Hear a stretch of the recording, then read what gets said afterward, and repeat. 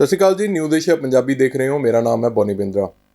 ਅੱਜ ਸਾਡੇ ਨਾਲ ਸਾਡੇ ਪ੍ਰੋਗਰਾਮ ਦੇ ਵਿੱਚ ਜੁੜੇ ਨੇ ਸਾਡੇ ਐਡੀਟਰ ਇਨ ਚੀਫ ਸਰਦਾਰ ਕੁਲਵੰਤ ਸਿੰਘ ਜੀ। ਕੁਲਵੰਤ ਸਿੰਘ ਜੀ, ਬਹੁਤ ਬਹੁਤ ਸਵਾਗਤ ਹੈ। ਧੰਨਵਾਦ ਜੀ। ਤੇ ਸਾਡੇ ਸੀਨੀਅਰ ਪੱਤਰਕਾਰ ਸਰਦਾਰ ਮਨਜਿੰਦਰ ਸਿੰਘ ਜੀ। ਮਨਜਿੰਦਰ ਸਿੰਘ ਜੀ, ਬਹੁਤ ਬਹੁਤ ਸਵਾਗਤ ਹੈ। ਕੁਲਵੰਤ ਜੀ, ਮਨਜਿੰਦਰ ਜੀ, ਅੱਜ ਆਪਾਂ ਗੱਲ ਕਰਾਂਗੇ ਇੱਕ 3 ਮਹੀਨੇ ਹੋ ਚੁੱਕੇ ਜਿਹੜੇ ਮੁੱਦੇ ਨੇ ਪੂਰੀ ਪੰਜਾਬੀਅਤ ਨੂੰ, ਪੂਰੇ ਦੇਸ਼ ਨੂੰ ਹਿਲਾ ਰੱਖਿਆ। ਉਹ ਹੈ 3 ਕਾਲੇ ਕਾਨੂੰਨ, 3 ਖੇਤੀ ਦੇ ਸੰਬੰਧੀ ਜਿਹੜੇ ਕਾਨੂੰਨ ਨੇ ਸਰਕਾਰ ਵੱਲੋਂ ਜਿਹੜੇ ਕੀ ਨਸ਼ਰ ਕਰ ਦਿੱਤੇ ਗਏ ਨੇ ਬਿਨਾਂ ਕਿਸੇ ਨਾਲ ਜਾਂਚ ਪੜਤਾਲ ਕੀਤੇ। ਰਾਤ ਨੂੰ ਕਾਂਗਰਸ ਦਾ ਜਿਹੜਾ ਦਾਅਵਾ ਹੈ ਕਿ ਚੋਰ ਦਰਵਾਜ਼ੇ ਤੋਂ ਲਿਆ ਕੇ ਲੋਕਾਂ ਦੇ ਸਾਹਮਣੇ ਪੇਸ਼ ਕਰ ਦਿੱਤੇ ਗਏ ਨੇ, ਸਾਡੇ ਮੱਥਿਆਂ 'ਤੇ ਮੜ੍ਹ ਦਿੱਤੇ ਗਏ ਨੇ। ਹੁਣ 3 ਮਹੀਨੇ ਹੋ ਚੁੱਕੇ ਨੇ, ਲੋਕੀ ਬਾਰਡਰਾਂ 'ਤੇ ਬੈਠੇ ਨੇ, 80 ਸਾਲਾਂ ਤੋਂ ਉੱਪਰ ਦੇ ਬਜ਼ੁਰਗ ਬੈਠੇ ਨੇ, 2 ਮਹੀਨਿਆਂ ਤੋਂ ਘੱਟ ਦੇ ਬੱਚੇ ਵੀ ਉੱਥੇ ਸਾਨੂੰ ਦੇਖਣ ਨੂੰ ਮਿਲੇ ਨੇ। ਗੱਲਬਾਤ ਹੋ ਨਹੀਂ ਰਹੀ, ਡੈਡਲੌਕ ਬਣਿਆ ਹੋਇਆ। 1 ਮਹੀਨੇ ਤੋਂ ਉੱਪਰ ਦਾ ਸਮਾਂ ਹੋ ਚੁੱਕਿਆ। ਜਦੋਂ ਸਰਕਾਰ ਨੂੰ ਪੁੱਛਿਆ ਜਾਂਦਾ ਵੀ ਗੱਲ ਕਰੋਗੇ, ਸਰਕਾਰ ਕਹਿੰਦੀ ਹੈ ਕਿ ਅਸੀਂ ਫੋਨ ਕਾਲ ਦੀ ਦੂਰੀ 'ਤੇ ਹਾਂ। ਨਾ ਉਹ ਫੋਨ ਹੋ ਪਾ ਰਿਹਾ, ਨਾ ਇੱਕ ਚਰਚਾ ਦੁਆਰਾ ਕਦੀ ਹੋ ਪਾ ਰਹੀ ਹੈ। ਮੇਲਾਂ ਬੰਦ ਹੋ ਚੁੱਕੀਆਂ ਨੇ। ਸਿਰਫ ਤੇ ਸਿਰਫ ਇਲਜ਼ਾਮ ਲੱਗ ਰਹੇ ਨੇ। ਪਰਦੇ ਦੇ ਪਿੱਛੋਂ ਕਦੀ ਕੋਈ ਕੁਛ ਬਿਆਨ ਦੇ ਦਿੰਦਾ, ਕਦੀ ਕਹਿੰਦੇ 1.5 ਸਾਲ ਲਈ ਮੁਅੱਤਲ ਕਰ ਦਿਓ। ਪਿੱਛੇ ਜੇ ਕੈਪਟਨ ਅਮਰਿੰਦਰ ਸਿੰਘ ਦਾ ਬਿਆਨ ਆਇਆ ਪਰਸੋਂ ਵੀ ਤੁਸੀਂ 2 ਸਾਲਾਂ ਲਈ ਵੀ ਰੱਦ ਕਰ ਸਕਦੇ ਹੋ, ਉਸ ਤੋਂ ਬਾਅਦ ਆਪਾਂ ਇਸ 'ਤੇ ਚਰਚਾ ਕਰ ਲਾਂਗੇ। ਹਾਲਾਂਕਿ ਉਹਨਾਂ ਨੇ ਬਿਆਨ ਆਪਣਾ ਵਾਪਸ ਲੈ ਲਿਆ। ਹੁਣ ਇਹਦਾ ਹੱਲ ਤੁਹਾਡੇ ਮੁਤਾਬਿਕ ਕੀ ਹੋ ਸਕਦਾ ਹੈ? ਕੀ ਆਪਾਂ ਇਹਨੂੰ ਅੱਗੇ ਦੇਖਦੇ ਹਾਂ? ਕਿਸ ਤਰ੍ਹਾਂ ਇਹ ਡੈਡਲੌਕ ਟੁੱਟੇਗਾ ਜਾਂ ਕਿਸ ਤਰ੍ਹਾਂ ਉਹ ਧਰਨਾ ਉੱਥੋਂ ਚੁੱਕਿਆ ਜਾ ਸਕਦਾ? ਦੇਖੋ ਬੋਨੀ, ਜਿਸ ਤਰ੍ਹਾਂ ਤੁਸੀਂ ਗੱਲ ਛੇੜੀ ਹੈ ਕਿ ਕੈਪਟਨ ਅਮਰਿੰਦਰ ਸਿੰਘ ਉਹਨਾਂ ਦਾ ਬਿਆਨ ਆਇਆ ਕਿ ਇਹ ਕਾਨੂੰਨ 1.5 ਸਾਲ ਲਈ ਨਹੀਂ, ਜੇ 2 ਸਾਲ ਲਈ ਮੁਅੱਤਲ ਕਰ ਦਿੱਤੇ ਜਾਣ ਤਾਂ ਸ਼ਾਇਦ ਕਿਸਾਨ ਇਸ ਚੀਜ਼ ਲਈ ਮੰਨ ਜਾਣ। ਪਰ ਉਹਨਾਂ ਨੇ ਕਿਹਾ ਵੀ ਇਹ ਮੇਰੀ ਸੋਚਣੀ ਹੈ, ਹੋ ਸਕਦਾ ਵੀ ਇਸ 'ਤੇ ਕਿਸਾਨ ਮੰਨਣ ਜਾਂ ਨਾ ਮੰਨਣ, ਪਰ ਮੈਨੂੰ ਲੱਗਦਾ ਕਿ ਸ਼ਾਇਦ ਮੰਨ ਜਾਣ। ਪਰ ਇਸ ਨੂੰ ਲੈ ਕੇ ਜਦੋਂ ਵੱਡਾ ਵਿਵਾਦ ਖੜਾ ਹੋਇਆ ਪੰਜਾਬ ਦੇ ਵਿੱਚ, ਈਵਨ ਦੈਨ ਸੁਖਬੀਰ ਬਾਦਲ ਦਾ ਬਿਆਨ ਹੋਇਆ ਜੀ ਇਹ ਤਾਂ ਮੋਦੀ ਸਰਕਾਰ ਨਾਲ ਰਲੇ ਹੋਏ ਨੇ। ਉੱਧਰੋਂ ਚੀਮਾ ਦਾ, ਹਰਪਾਲ ਚੀਮਾ ਦਾ ਬਿਆਨ ਆਇਆ ਜੀ ਇਹ ਤਾਂ ਸਾਨੂੰ ਪਹਿਲਾਂ ਹੀ ਪਤਾ ਸੀ ਵੀ ਇਹ ਤਾਂ ਕਿਸਾਨਾਂ ਦੇ ਵਿਰੋਧੀ ਨੇ ਜਾਂ ਜੋ ਵੀ। ਉਸ ਤੋਂ ਬਾਅਦ ਕੈਪਟਨ ਅਮਰਿੰਦਰ ਸਿੰਘ ਉਹਨਾਂ ਨੇ ਇਸ ਚੀਜ਼ ਬਿਆਨ ਨੂੰ ਆਪਣੇ ਨੂੰ ਇਹ ਕਹਿ ਕੇ ਸਫਾਈ ਦਿੱਤੀ ਕਿ ਮੇਰੇ ਬਿਆਨ ਨੂੰ ਇੰਡੀਅਨ ਐਕਸਪ੍ਰੈਸ ਅਖਬਾਰ ਨੇ ਤੋੜ ਮਰੋੜ ਕੇ ਪੇਸ਼ ਕਰ ਦਿੱਤਾ, ਜਦਕਿ ਮੇਰਾ ਮਤਲਬ ਇਹ ਨਹੀਂ ਸੀਗਾ। ਹੁਣ ਕੁਛ ਵੀ ਹੋਵੇ, ਪਰ ਇੱਕ ਵਾਰ ਇਹ ਚਰਚਾ ਛਿੜ ਗਈ ਹੈ ਕਿ ਕਾਨੂੰਨ ਮੁਅੱਤਲ ਕਰਨ ਨਾਲ ਕੀ ਅੱਗੇ ਮਸਲੇ ਦਾ ਹੱਲ ਨਿਕਲ ਸਕਦਾ ਜਾਂ ਨਹੀਂ ਨਿਕਲ ਸਕਦਾ। ਜਦਕਿ ਕਿਸਾਨਾਂ ਨੇ ਬੇਸ਼ੱਕ ਇਸ ਚੀਜ਼ ਦਾ ਵਿਰੋਧ ਕੀਤਾ। ਹੁਣ ਸਵਾਲ ਇੱਥੇ ਪੈਦਾ ਇਹ ਹੁੰਦਾ ਕਿ ਕਿਸਾਨ ਤੇ ਸਰਕਾਰ, ਕੇਂਦਰ ਸਰਕਾਰ ਦੇ ਵਿੱਚ ਡੈਡਲੌਕ ਬਣਿਆ ਹੋਇਆ। ਜੀ, ਬੁੱਧੀਜੀਵੀ ਕੀ ਸੋਚਦੇ ਨੇ? ਬੁੱਧੀਜੀਵੀ ਜਦੋਂ ਇਸ ਗੱਲ ਬਾਰੇ ਸੋਚਦੇ ਨੇ ਤਾਂ ਉਹ ਇਹ ਕਹਿੰਦੇ ਨੇ ਕਿ ਇਸ ਚੀਜ਼ ਨੂੰ ਲੈ ਕੇ ਜੇਕਰ ਸਰਕਾਰ ਵਾਕਈ ਹੀ ਸੀਰੀਅਸ ਹੈ ਜੀ, ਤਾਂ ਇੱਕ ਚੀਜ਼ ਹੋ ਸਕਦੀ ਹੈ ਕਿ ਜਿੰਨੀ ਦੇਰ ਤੱਕ ਭਾਰਤੀ ਜਨਤਾ ਪਾਰਟੀ ਦੀ ਸਰਕਾਰ ਹੈ, ਭਾਰਤੀ ਜਨਤਾ ਪਾਰਟੀ ਦੀ ਸਰਕਾਰ ਨੇ ਹੀ ਇਹਨਾਂ ਕਾਨੂੰਨਾਂ ਨੂੰ ਲਾਗੂ ਕੀਤਾ ਜੀ, ਜਿਹੜੀ ਮੰਨ ਨਹੀਂ ਰਹੀ, ਜਿਹੜੀ ਇਹ ਕਹਿ ਰਹੀ ਹੈ ਕਿ ਇਹ ਤਾਂ ਜੀ ਸਿਰਫ ਇੱਕ ਸੂਬੇ ਦੇ ਕਿਸਾਨ ਨੇ ਜਿਹੜੇ ਉੱਥੇ ਬੈਠੇ ਨੇ, ਪੂਰੇ ਦੇਸ਼ ਦੇ ਵਿੱਚ ਤਾਂ ਜਿਹੜਾ ਉਹ ਸਾਰਾ ਦਾ ਸਾਰਾ ਜਿਹੜਾ ਦੇਸ਼ ਹੈ ਉਹ ਇਹਦੇ ਹੱਕ 'ਚ ਹੈ। ਭਾਰਤੀ ਜਨਤਾ ਪਾਰਟੀ ਦੀ ਸਰਕਾਰ ਨੇ ਕਾਨੂੰਨ ਲਾਗੂ ਕੀਤੇ ਨੇ, ਉਹਦਾ ਮੰਨਣਾ ਵੀ ਇੱਕ ਸੂਬੇ ਦੇ ਕਿਸਾਨਾਂ ਦੇ ਇਹਦੇ ਹੱਕ 'ਚ ਨੇ। ਤਾਂ ਬੁੱਧੀਜੀਵੀ ਇਹ ਕਹਿੰਦੇ ਨੇ ਠੀਕ ਹੈ, ਤੁਸੀਂ ਜੇ ਕਾਨੂੰਨ ਮੁਅੱਤਲ ਕਰਨੇ ਨੇ ਤਾਂ ਉਨੀ ਦੇਰ ਤੱਕ ਤੁਸੀਂ ਕਾਨੂੰਨ ਮੁਅੱਤਲ ਕਰ ਲਓ ਜਿੰਨੀ ਦੇਰ ਤੱਕ ਤੁਸੀਂ ਇਸ ਬੀਜੇਪੀ ਦੀ ਸਰਕਾਰ ਜਿਹੜੀ ਹੈ ਉਹ ਕਾਰਜਕਾਲ ਹੈਗਾ। ਉਸ ਤੋਂ ਬਾਅਦ ਚੋਣਾਂ ਹੋਣਗੀਆਂ, ਉਹਨਾਂ ਚੋਣਾਂ ਦੇ ਵਿੱਚ ਤੁਸੀਂ ਇਹ ਮੁੱਦਾ ਚੋਣ ਮੈਨੀਫੈਸਟੋ 'ਚ ਪਾ ਦਿਓ। ਹਰ ਪਾਰਟੀ ਆਪਣੇ ਆਪਣੇ ਮੈਨੀਫੈਸਟੋ 'ਚ ਪਾ ਦਿਓ ਜੋ ਉਹਦੀ ਸੋਚ ਹੈ। ਭਾਰਤੀ ਜਨਤਾ ਪਾਰਟੀ ਜਿਹੜੀ ਕਹਿੰਦੀ ਹੈ ਕਿ ਕਾਨੂੰਨ ਲਾਗੂ ਹੋਣੇ ਚਾਹੀਦੇ ਨੇ, ਕਿਸਾਨਾਂ ਦੇ ਹੱਕ 'ਚ ਹੈ, ਉਹ ਆਪਣੇ ਪਾ ਦੇਣ। ਕਾਂਗਰਸ ਜਿਹੜੀ ਹੈ ਉਹ ਕਹਿੰਦੀ ਹੈ ਇਹ ਜਿਹੜੀ ਇਹ ਗਲਤ ਹੈ। ਆਮ ਆਦਮੀ ਪਾਰਟੀ ਇਹ ਕਹਿੰਦੀ ਹੈ ਗਲਤ ਹੈ, ਅਸੀਂ ਇਸ ਚੀਜ਼ ਨੂੰ ਲਾਗੂ ਨਹੀਂ ਹੋਣ ਦਾਂਗੇ, ਤਾਂ ਉਹ ਆਪਣੇ ਆਪਣੇ ਮੈਨੀਫੈਸਟੋ 'ਚ ਪਾ ਦਿਓ। ਫਿਰ ਅਸਲ ਦੇ ਵਿੱਚ ਵੋਟਾਂ ਜਦੋਂ ਪੈਣਗੀਆਂ ਉਦੋਂ ਇਹ ਪਤਾ ਲੱਗੇਗਾ ਕਿ ਇਸ ਕਾਨੂੰਨ ਦੇ ਹੱਕ 'ਚ ਕਿਹੜੇ ਸੂਬੇ ਦੇ ਕਿਸਾਨ ਨੇ ਤੇ ਕਿਹੜੇ ਕਾਨੂੰਨ ਜਿਹੜੇ ਉਸਦੇ ਵਿਰੋਧ ਦੇ ਵਿੱਚ ਨੇ। ਸਾਰੇ ਹਿੰਦੁਸਤਾਨ 'ਚ ਜਦੋਂ ਵੋਟਾਂ ਪੈਣਗੀਆਂ ਉਦੋਂ ਪਤਾ ਲੱਗ ਜਾਏਗਾ ਵੀ ਇਹ ਕਿੰਨੇ ਪਾਣੀ ਦੇ ਵਿੱਚ ਨੇ ਇਹ ਕਾਨੂੰਨ, ਕੀ ਸੋਚ ਹੈ ਇਹਦੇ ਪਿੱਛੇ ਦੀ। ਇਹ ਬੁੱਧੀਜੀਵੀਆਂ ਦੀ ਸੋਚ ਹੈ। ਅੱਗੇ ਇਸ ਚੀਜ਼ ਨੂੰ ਹਲੇ ਜਿਹੜਾ ਹੁੰਗਾਰਾ ਮਿਲ ਪਾਉਂਦਾ ਕਿ ਨਹੀਂ ਮਿਲ ਪਾਉਂਦਾ ਉਹ ਗੱਲ ਵੱਖਰੀ ਹੈ, ਲੇਕਿਨ ਇਹ ਚਰਚਾ ਇਹਦੇ ਨਾਲ ਇੱਕ ਇਹ ਚਰਚਾ ਵੀ ਛਿੜੀ ਗਈ ਹੈ ਕਿ ਕਾਨੂੰਨ ਜੇਕਰ ਮੁਅੱਤਲ ਹੀ ਕਰਨੇ ਨੇ ਤਾਂ ਉਨੀ ਦੇਰ ਲਈ ਕੀਤੇ ਜਾਣ ਜਿੰਨੀ ਦੇਰ ਲਈ ਭਾਰਤੀ ਜਨਤਾ ਪਾਰਟੀ ਦੀ ਸਰਕਾਰ ਦਾ ਕਾਰਜਕਾਲ ਬਾਕੀ ਬਚਿਆ ਹੋਇਆ। ਮਨਜਿੰਦਰ ਜੀ, ਤੁਸੀਂ ਕੀ ਸੋਚਦੇ ਹੋ ਇਸ ਬਾਰੇ? ਕਿਉਂਕਿ ਜਦੋਂ ਵੀ ਕਿਸਾਨਾਂ ਆਗੂਆਂ ਦੀ ਗੱਲ ਹੋਈ ਹੈ, ਪਿੱਛੇ ਕੁਝ ਸਮੇਂ ਨਾਲ ਮੀਟਿੰਗਾਂ ਹੋਈਆਂ ਨੇ, ਤੋਮਰ ਜੀ ਨਾਲ ਹੋਈਆਂ ਨੇ, ਗ੍ਰਹਿ ਮੰਤਰੀ ਅਮਿਤ ਸ਼ਾਹ ਉਹਨਾਂ ਨਾਲ ਹੋਈਆਂ ਨੇ, ਉਹਨਾਂ ਨੇ ਫੱਟੀਆਂ ਲਿਖ ਕੇ ਲਾਤਾ ਸੀ ਕਿ ਯੈਸ ਔਰ ਨੋ, ਸਿੱਧੀ ਗੱਲ ਸਾਨੂੰ ਦੱਸੋ, ਰਿਪੀਲ ਕਰੋਗੇ ਜਾਂ ਨਹੀਂ ਕਰੋਗੇ? ਤੁਹਾਨੂੰ ਲੱਗਦਾ ਕਿ ਉਹ ਮੁਅੱਤਲ ਦੇ ਜਾਂ ਬੀਜੇਪੀ ਦੀ ਸਰਕਾਰ ਦੇ ਐਂਡ ਤੱਕ ਦੇ ਇਹ ਹੋ ਪਾਉਣਗੇ? ਕਿਉਂਕਿ ਜਿਹੜਾ ਪਿੱਛੇ ਮੰਤਰੀਆਂ ਨੇ ਵੀ ਬੀਜੇਪੀ ਦੇ ਨੇ ਦਾਅਵਾ ਕੀਤਾ ਕਿ ਇਹਨਾਂ ਨੂੰ ਕਿਸਾਨ ਆਗੂ ਨੂੰ ਨਹੀਂ ਲੱਗਦਾ ਕਿ ਦੁਬਾਰਾ ਐਡਾ ਵੱਡਾ ਜਨ ਅੰਦੋਲਨ ਉੱਠ ਪਾਏਗਾ। ਤੁਹਾਨੂੰ ਵੀ ਪਤਾ, ਸਾਨੂੰ ਵੀ ਪਤਾ ਵੀ ਇੱਕ ਵਾਰੀ ਜਿਹੜੀ ਹੁਣ ਮੋਮੈਂਟਮ ਬਣਿਆ ਹੋਇਆ, ਹੋ ਸਕਦਾ ਇਹ ਦੁਬਾਰਾ ਨਾ ਹੋਵੇ। ਤੁਹਾਨੂੰ ਲੱਗਦਾ ਕਿ ਇਹ ਪੋਸਟਪੋਨ ਦੇ ਉੱਪਰ ਕਿਸਾਨ ਆਗੂ ਮੰਨਣਗੇ? ਬੋਨੀ ਜੀ, ਕਾਨੂੰਨ ਲਾਗੂ ਹੋਏ ਸੀਗੇ, ਉਹਨਾਂ ਨੂੰ ਕਾਲੇ ਕਾਨੂੰਨ ਦਾ ਨਾਂ ਦਰਜਾ ਦਿੱਤਾ ਗਿਆ ਸੀ ਵੀ ਕਾਲੇ ਕਾਨੂੰਨ ਨੇ ਜੀ। ਇਹ ਉਦੋਂ ਦੀ ਗੱਲ ਆ ਜਦੋਂ ਕਾਨੂੰਨ ਲਾਗੂ ਕੀਤੇ ਗਏ ਸੀਗੇ ਜੀ ਜਾਂ ਪੇਸ਼ ਕੀਤੇ ਗਏ ਸੀਗੇ। ਪਰ ਅੱਜ ਤਾਂ ਇਹ ਕਾਨੂੰਨ ਕਾਲੇ ਕਾਨੂੰਨ ਜਿਹੜੇ ਲਹੂ ਭਿੱਜੇ ਕਾਨੂੰਨ ਬਣ ਕੇ ਰਹਿ ਗਏ ਆ। ਜੀ ਕਿੰਨੇ ਲੋਕਾਂ ਸ਼ਹੀਦੀਆਂ ਪ੍ਰਾਪਤ ਕਰ ਚੁੱਕੇ ਆ, ਲਾਲ ਕਿਲੇ ਉੱਪਰ ਕੀ ਕੁਛ ਹੋਇਆ, ਕਿੰਨੇ ਬੰਦੇ ਜੇਲ੍ਹਾਂ 'ਚ ਤੁੰਨਤੇ।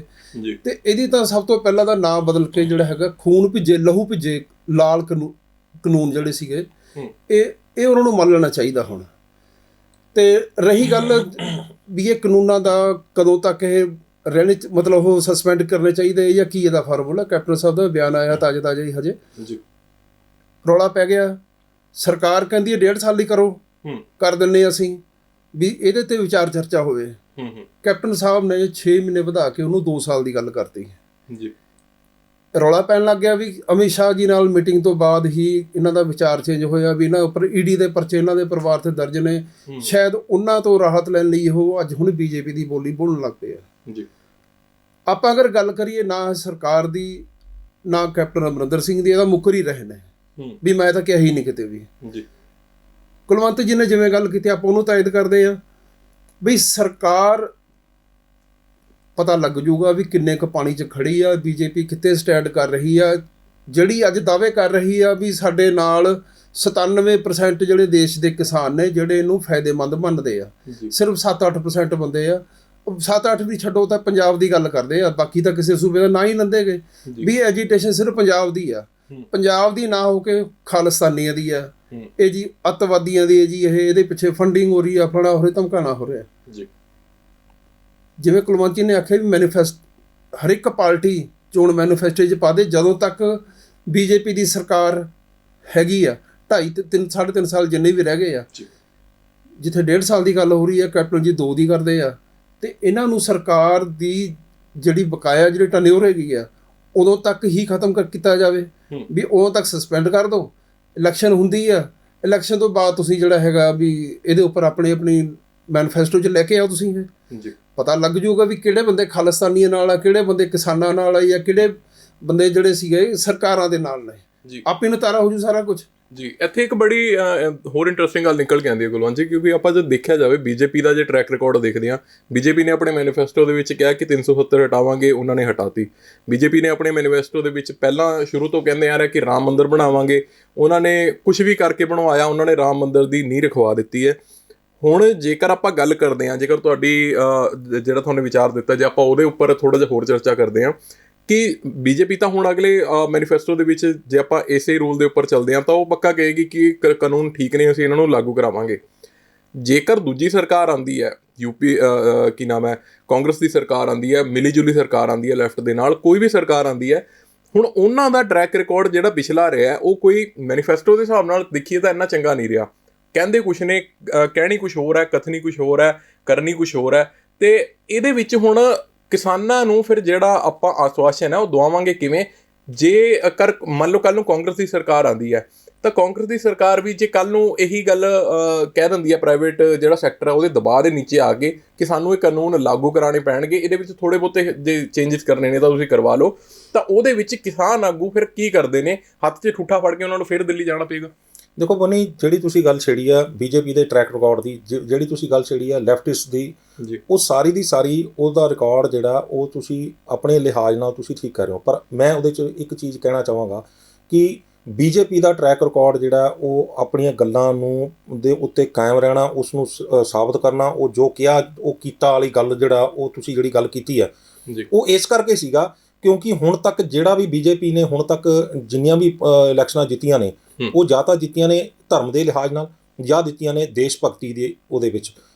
ਜੀ ਅਸੀਂ ਬਾਲਾਕੋਟ 'ਤੇ ਹਮਲਾ ਕਰਤਾ, ਸਰਜੀਕਲ ਸਟ੍ਰਾਈਕ ਕਰਤੀ, ਪੁਲਵਾਮਾ ਦੇ ਹਮਲੇ ਦਾ ਜਿਹੜਾ ਬਦਲਾ ਲੈ ਲਿਆ, ਜਾਂ ਰਾਮ ਮੰਦਿਰ ਬਣਾਵਾਂਗੇ ਜਾਂ ਜੋ ਵੀ ਹੈ, ਉਹ ਜਿੰਨੀਆਂ ਵੀ ਲੜੀਆਂ ਗਈਆਂ ਚੋਣਾਂ ਉਹ ਲੜੀਆਂ ਗਈਆਂ ਜਾਂ ਤਾਂ ਦੇਸ਼ ਭਗਤੀ ਦੇ ਲਿਹਾਜ਼ ਦੇ ਨਾਲ ਜਾਂ ਲੜੀਆਂ ਗਈਆਂ ਉਹ ਹਿੰਦੂਤਵ ਦੇ ਲਿਹਾਜ਼ ਦੇ ਨਾਲ, ਆਰਐਸਐਸ ਦੇ ਵਿਚਾਰਧਾਰਾ ਦੇ ਉੱਤੇ ਲੜੀਆਂ ਉਹਨਾਂ ਨੇ। ਪਰ ਉਹ ਵਿਚਾਰਧਾਰਾ ਹੁਣ ਕਿਤੇ ਨਾ ਕਿਤੇ ਤੁਸੀਂ ਦੇਖੋਗੇ ਕਿ ਕਿਸਾਨਾਂ ਦੇ ਇਸ ਅੰਦੋਲਨ ਦੇ ਵਿੱਚ ਕਿਤੇ ਨਜ਼ਰ ਹੀ ਨਹੀਂ ਆ ਰਹੀ ਜੀ। ਇੱਕ ਨੰਬਰ। ਦੂਜੇ ਨੰਬਰ ਦੇ ਉੱਤੇ ਇਹ ਮੁੱਦਾ ਜਿਹੜਾ ਇਹ ਰੋਟੀ ਦਾ ਇਸ ਵੇਲੇ, ਆਪਣੀ ਹੋਂਦ ਬਚਾਉਣ ਦਾ, ਆਪਣੀਆਂ ਜ਼ਮੀਨਾਂ ਬਚਾਉਣ ਦਾ, ਆਪਣੇ ਆਪ ਨੂੰ ਬਚਾਉਣ ਦਾ। ਇੱਥੇ ਨਾ ਤਾਂ ਧਰਮ ਕੰਮ ਕਰੇਗਾ, ਇੱਥੇ ਨਾ ਤਾਂ ਜਿਹੜਾ ਉਹ ਦੇਸ਼ ਭਗਤੀ ਕੰਮ ਕਰੇਗੀ ਜੀ, ਕੁਝ ਵੀ ਨਹੀਂ ਕੰਮ ਕਰਨਾ। ਇੱਥੇ ਕੰਮ ਕਰੇਗਾ ਸਿਰਫ ਤੇ ਸਿਰਫ ਜਿਹੜਾ ਆਪਾਂ ਆਪਣਾ ਆਪਾ ਬਚਾਉਣ ਦਾ। ਜਿਹੜੇ ਬੰਦੇ ਇੱਕ ਵੱਟ ਦੇ ਰੌਲੇ ਪਿੱਛੇ ਬੰਦਾ ਮਾਰ ਦਿੰਦੇ ਨੇ, ਕਤਲ ਹੋ ਜਾਂਦੇ ਨੇ, ਉਹ ਬੰਦੇ ਪੂਰੀਆਂ ਜ਼ਮੀਨਾਂ ਜਾਣ ਦੇਣਗੇ? ਇਹ ਕਿਸ ਤਰ੍ਹਾਂ ਹੋ ਸਕਦਾ? ਪੰਜਾਬ ਹਰਿਆਣਾ ਦਾ ਇੱਕ ਟਰੈਕ ਰਿਕਾਰਡ ਰਿਹਾ ਕਿ ਇਹ ਜ਼ਮੀਨ ਪਿੱਛੇ ਜਿਹੜਾ ਇਹ ਬਹੁਤ ਵੱਡੇ ਲੈਵਲ ਦੇ ਉੱਤੇ ਚਲੇ ਜਾਂਦੇ ਨੇ।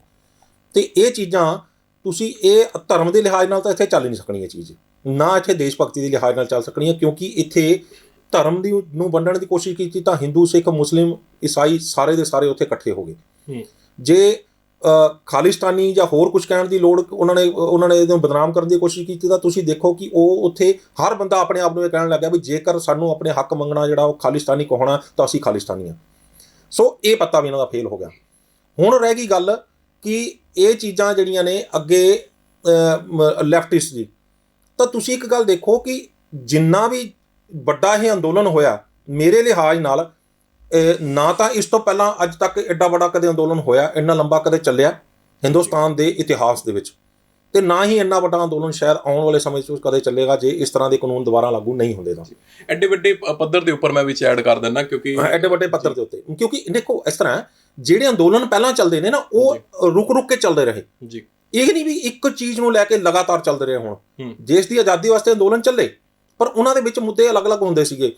ਨਮਕ ਅੰਦੋਲਨ, ਅਸਹਿਯੋਗ ਅੰਦੋਲਨ, ਹੈ ਨਾ, ਅਸਰ ਅਲੱਗ-ਅਲੱਗ। ਇੱਥੇ ਸਿਰਫ ਖੇਤੀ ਜਿਹੜੇ ਕਾਨੂੰਨ ਨੂੰ ਰੱਦ ਕਰਾਉਣ ਦੀ ਗੱਲ ਹੋ ਰਹੀ ਹੈ, ਸਾਰੀ ਦੀ ਸਾਰੀ ਇੱਕੋ ਮੁੱਦੇ ਦੇ ਉੱਤੇ ਗੱਲ ਹੋ ਰਹੀ ਹੈ। ਜਦੋਂ ਦੇਸ਼ ਭਜਾਓ ਜਿਹੜਾ ਹੋਇਆ ਆਪਣਾ ਅੰਗਰੇਜ਼ ਭਜਾਓ ਹੋਇਆ, ਅੰਗਰੇਜ਼ੋ ਭਾਰਤ ਛੋੜੋ, ਤਾਂ ਉਦੋਂ ਜਿਹੜਾ ਹੈ ਸਾਰਾ ਦੇਸ਼ ਜਿਹੜਾ ਇੱਕ ਮੁੱਠ ਸੀਗਾ। ਪਰ ਉਹ ਐਡਾ ਵੱਡਾ ਅੰਦੋਲਨ ਜਿਹੜਾ ਉਹ ਆਜ਼ਾਦੀ ਤੋਂ ਬਾਅਦ ਅਗਰ ਆਪਾਂ ਗੱਲ ਕਰੀਏ ਜਾਂ ਆਜ਼ਾਦੀ ਤੋਂ ਪਹਿਲਾਂ ਵੀ ਗੱਲ ਕਰੀਏ, ਏਡੀ ਵੱਡੀ ਲੈਵਲ ਦੇ ਉੱਤੇ ਜੇਕਰ ਦੇਖਿਆ ਜਾਵੇ, ਏਡੀ ਵੱਡੀ ਪੱਧਰ ਦੇ ਉੱਤੇ ਇੰਨੀ ਵੱਡੀ ਤਾਦਾਦ ਵਿੱਚ ਜਿਹੜਾ ਉਹ ਸ਼ਾਇਦ ਨਹੀਂ ਹੋਇਆ ਹੋਣਾ ਜੀ। ਤੇ ਇਹ ਰਿਕਾਰਡ ਨੂੰ ਦੇਖਦੇ ਹੋਏ ਕੋਈ ਵੀ ਪਾਰਟੀ ਜਿਹੜੀ ਆ ਉਹ ਜਿਹੜੀ ਪਾਰਟੀ ਇਹ ਕਹਿ ਕੇ ਆਏਗੀ ਵੀ ਅਸੀਂ ਕਾਨੂੰਨ ਨੂੰ ਲਾਗੂ ਨਹੀਂ ਕਰਾਂਗੇ, ਉਹ ਪੰਗਾ ਨਹੀਂ ਲਏਗੀ ਦੁਬਾਰਾ। ਉਹਨਾਂ ਨੇ ਦੁਬਾਰਾ ਜਿਹੜੀਆਂ ਨੇ ਉਹਨਾਂ ਦੀਆਂ ਵਿਧਾਨ ਸਭਾ ਚੋਣਾਂ ਵੀ ਜਿੱਤੀਆਂ ਹੋਣਗੀਆਂ, ਉਹਨਾਂ ਨੇ ਸਥਾਨਕ ਚੋਣਾਂ ਵੀ ਜਿੱਤਣੀਆਂ ਹੋਣਗੀਆਂ, ਉਹਨਾਂ ਨੇ ਸਥਾਨਕ ਸਰਕਾਰਾਂ ਚੋਣਾਂ ਵੀ ਜਿੱਤਣੀਆਂ ਹੋਣਗੀਆਂ। ਇਹ ਨਹੀਂ ਹੋਏਗਾ ਕਿ ਬੀਜੇਪੀ ਦਾ ਤਾਂ ਹੁਣ ਤੁਸੀਂ ਦੇਖੋ ਲਗਾਤਾਰ ਜਗ੍ਹਾ ਤੇ ਸੁਪੜਾ ਸਾਹਿਬ ਹੁੰਦਾ ਜਾ ਰਿਹਾ ਜਗ੍ਹਾ। ਹਰਿਆਣੇ ਦੇ ਵਿੱਚ ਤੁਸੀਂ ਹਾਲਾਤ ਦੇਖ ਲਓ ਕੀ ਹੋ ਰਹੇ ਨੇ ਜੀ, ਉਹਦੀ ਵੀ ਤੁਸੀਂ ਦੇਖ ਲਓ ਵੀ ਜਿਹੜੇ ਉੱਥੇ ਦੇ ਮੰਤਰੀਆਂ ਦਾ ਕੀ ਹਾਲਾਤ ਹੋ ਰਹੇ ਨੇ, ਉੱਥੇ ਦੇ ਜਿਹੜੇ ਦਲਾਲ ਦੇ ਖਿਲਾਫ ਤਾਂ ਉਹਨਾਂ ਨੇ ਖਾਪਾ ਨੇ ਜਿਹੜਾ ਉੱਥੇ ਉਹ ਮਤਾ ਹੀ ਪਾਸ ਕਰ ਦਿੱਤਾ, ਹੁੱਕਾ ਪਾਣੀ ਬੰਦ ਕਰ ਦਿੱਤਾ ਗਿਆ। ਸੋ ਆਉਣ ਵਾਲੇ ਟਾਈਮ ਦੇ ਵਿੱਚ ਤੁਸੀਂ ਇਹ ਦੇਖਿਓ, ਆਉਣ ਵਾਲੇ ਟਾਈਮ ਦੇ ਵਿੱਚ ਤੁਸੀਂ ਇਹ ਆਪਣਾ ਹਰਿਆਣੇ ਦੇ ਵਿੱਚ ਜਿਹੜੀ ਆ ਉਹਨਾਂ ਦੀ ਬੀਜੇਪੀ ਦੀ ਸਰਕਾਰ ਵੀ ਗਿਰੇਗੀ। ਇਹ ਅਵਸ਼ ਹੋਣਾ, ਇਹ ਚੀਜ਼ ਹੋਣ ਵਾਲੀ ਹੈ ਜੀ। ਜੀ ਇਹ ਗੱਲ ਦਿਖਦੀ ਹੈ, ਇਹ ਗੱਲ ਕਿਤੇ ਨਾ ਕਿਤੇ ਆਪਾਂ ਨੂੰ ਸਾਫ਼ ਇੱਕ ਤੌਰ ਤੇ ਸਾਹਮਣੇ ਦਿਖਦੀ ਹੈ। ਮਨਜਿੰਦਰ ਜੀ, ਤੁਸੀਂ ਵੀ ਸ਼ਾਇਦ ਇਸ ਗੱਲ ਨਾਲ ਆਪਣਾ ਤਾਲੁਕਾਤ ਰੱਖਦੇ ਹੋਵੋਗੇ ਕਿ ਜਿਹੜੀ ਹਰਿਆਣਾ ਦੇ ਵਿੱਚ ਹੁਣ ਸਰਕਾਰ ਹੈ, ਜੇਜੇਪੀ ਦੇ ਨਾਲ ਮਿਲ ਕੇ ਬੀਜੇਪੀ ਨੇ ਸਰਕਾਰ ਤਾਂ ਬਣਾ ਲਈ। ਜੇਜੇਪੀ ਦੀ ਜਿਹੜੀ ਵੋਟ ਹੈ ਉਹ ਸਾਰੀ ਦੀ ਸਾਰੀ ਵੋਟ ਹੁੱਡਾ ਆਉਣਾ ਦੀ ਕਿਸਾਨ ਆਗੂਆਂ ਦੇ ਉੱਪਰ ਹੈ। ਜਿਵੇਂ ਕਿ ਗੱਲ ਕਰਦੇ ਹਾਂ ਹੁਣ, ਜਿਵੇਂ ਪਿੱਛੇ ਮੀਟਿੰਗ ਕਰੀ ਅਮਿਤ ਸ਼ਾਹ ਉਹਨਾਂ ਨੇ ਜਾਟਲੈਂਡ ਦੀ ਜਿਹੜੀ ਗੱਲ ਕਰਦੇ ਆ, ਇਹ ਵੈਸਟਰਨ ਯੂਪੀ ਦੇ ਉੱਪਰ ਜਾਂ ਜਿਹੜੀ ਹਰਿਆਣਾ ਦੇ ਵਿੱਚ ਜਿਹੜੇ ਨੋਇਡਾ ਦੇ ਵਿੱਚ NRC ਦੇ ਵਿੱਚ ਠੁੱਕ ਰੱਖਦੇ ਨੇ, ਆਪਣੀ ਜਾਟਲੈਂਡ ਕਹਾਉਂਦੇ ਨੇ ਆਪਣੇ ਆਪ ਨੂੰ। ਜਾਟਾਂ ਦੀ ਸਾਰੀ ਵੋਟ ਹੈ, ਜਿੰਨੇ ਜਾਟ ਨੇ ਜ਼ਿਆਦਾ ਤੋਂ ਜ਼ਿਆਦਾ ਉਹ ਕਿਸਾਨੀ ਦੇ ਜਿਹੜਾ ਖਿੱਤੇ ਦੇ ਨਾਲ ਜੁੜੇ ਹੋਏ ਨੇ। ਹੁਣ ਬੀਜੇਪੀ ਦੀ ਜਿਹੜੀ ਹਰਿਆਣਾ ਦੀ ਸਰਕਾਰ ਆ ਉਹ ਆਉਣ ਵਾਲੇ ਟਾਈਮ ਦੇ ਵਿੱਚ ਖੁਸਦੀ ਤਾਂ ਨਜ਼ਰ ਆ ਰਹੀ ਹੈ। ਅਸੀਂ ਕੱਲ੍ਹ ਵੀ ਪਰਸੋਂ ਇਸ ਬਾਰੇ ਤੇ ਚਰਚਾ ਕੀਤੀ ਹੈ ਕਿ ਹੋ ਸਕਦਾ ਹੈ ਬੰਗਾਲ ਦੀ ਹਾਰ ਤੋਂ ਬਾਅਦ ਹੁਣ ਇਸ ਤੋਂ ਬਾਅਦ ਵੱਡਾ ਝਟਕਾ ਜਿਹੜਾ ਬੀਜੇਪੀ ਨੂੰ, ਜੇ ਬੰਗਾਲ ਦੇ ਵਿੱਚ ਜਿੱਤਦੇ ਨੇ ਜਾਂ ਹਾਰਦੇ ਨੇ, ਉਹਨਾਂ ਨੂੰ ਅਗਲਾ ਝਟਕਾ ਹੁਣ ਹਰਿਆਣਾ ਦਾ ਮਿਲਣਾ ਨਾ। ਤੁਸੀਂ ਕਿਵੇਂ ਦੇਖਦੇ ਹੋ? ਪਤਾ ਪਿੱਛੇ ਨਾ ਜਾਈਏ, ਆਪਾਂ ਕੱਲ੍ਹ ਦੀ ਗੱਲ ਦੇਖ ਲਓ ਤੁਸੀਂ ਜੀ। ਕੇਂਦਰੀ ਮੰਤਰੀ ਨੂੰ ਹਰਿਆਣਾ ਦੇ ਵਿੱਚ ਕਿਵੇਂ ਖਾਪ ਪੰਚਾਇਤਾਂ ਦਾ ਸਾਹਮਣਾ ਕਰਨਾ, ਵਿਰੋਧ ਦਾ ਸਾਹਮਣਾ ਕਰਨਾ ਪਿਆ। ਸੰਜੀਵ ਬਾਲੀਆਨ ਦੀ ਗੱਲ ਕਰ ਰਹੇ ਹੋ ਤੁਸੀਂ? ਹਾਂਜੀ ਜੀ। ਪਿੰਡ ਪੂਰੇ ਦੇ ਪੂਰੇ ਜਿਹੜੇ ਪੰਚਾਇਤਾਂ ਸੀਗੀਆਂ, ਪਿੰਡ ਦੇ ਪਿੰਡ ਜਿਹੜੇ ਜਿਨ੍ਹਾਂ 3 ਪਿੰਡਾਂ 'ਚ ਖਾਲੀ ਕਰਨਾ ਜਾਣਾ ਸੀ ਉਹਨਾਂ ਨੇ, ਇੱਕ ਪਿੰਡ 'ਚ ਤਾਂ ਉਹਨਾਂ ਨੂੰ ਇੰਨਾ ਕੁ ਵਿਰੋਧ ਦਾ ਸਾਹਮਣਾ ਕਰਨਾ ਪਿਆ, ਉਹਨਾਂ ਕੋਲ ਜਵਾਬ ਵੀ ਕੋਈ ਨਹੀਂ ਸੀਗੇ। ਬੜੇ ਤਿੱਖੇ ਸਵਾਲਾਂ ਦਾ ਉਹਨਾਂ ਕੋਲ ਸਾਹਮਣਾ ਕਰਨਾ ਪਿਆ। 2 ਪਿੰਡਾਂ ਦੀ ਐਸੀਆਂ ਪੰਚਾਇਤਾਂ ਸੀਗੀਆਂ ਜਿਹੜੇ ਉੱਥੇ ਉਹਨਾਂ ਦੀ ਕੁਰਸੀਆਂ ਤੰਬੂ ਖਾਲੀ ਰਹਿ ਗਏ ਜੀ, ਛੱਡ ਕੇ ਜਾ ਚੁੱਕੇ ਸੀ। ਜਿਨ੍ਹਾਂ ਲੋਕਾਂ ਨਾਲ ਮੀਡੀਆ ਨੇ ਉੱਥੇ ਮੌਜੂਦ ਜਿਹੜੀ ਗੱਲਬਾਤ ਕੀਤੀ ਵੀ ਤੁਸੀਂ ਭਾਈ ਮੰਤਰੀ ਜੀ ਦਾ ਸਾਹਮਣਾ ਤਾਂ ਕਰ ਲੈਂਦੇ, ਉਹਨੂੰ ਦੇਖ ਤਾਂ ਲੈਂਦੇ, ਉਹ ਕਹਿੰਦੇ ਵੀ ਸਾਡੇ ਵਾਸਤੇ ਮੰਤਰੀ ਨਾਲ ਕੋਈ ਲੈਣ ਦੇਣ ਨਹੀਂ ਗਾ, ਸਾਡੇ ਵਾਸਤੇ ਸਿਰਫ ਜੋ ਸਾਡੀ ਖਾਪ ਪੰਚਾਇਤ ਦਾ ਹੁਕਮ ਆ, ਜੋ ਕਿਸਾਨਾਂ ਦੇ ਅਸੀਂ ਨਾਲ ਆ, ਅਸੀਂ ਤਾਂ ਉਹਨਾਂ ਦੀ ਗੱਲ ਕਰਾਂਗੇ ਵੀ ਸਾਨੂੰ ਨਹੀਂ ਲੋੜ ਮੰਤਰੀਆਂ ਦੀ, ਅਸੀਂ ਤਾਂ ਉਹਨਾਂ ਦਾ ਹੁਕਮ ਮੰਨਾਂਗੇ ਜਿਹੜੇ ਵਾਸਤੇ ਇਹ ਅਸੀਂ ਸਾਰਾ ਜੀ ਕਰ ਰਹੇ ਹਾਂ।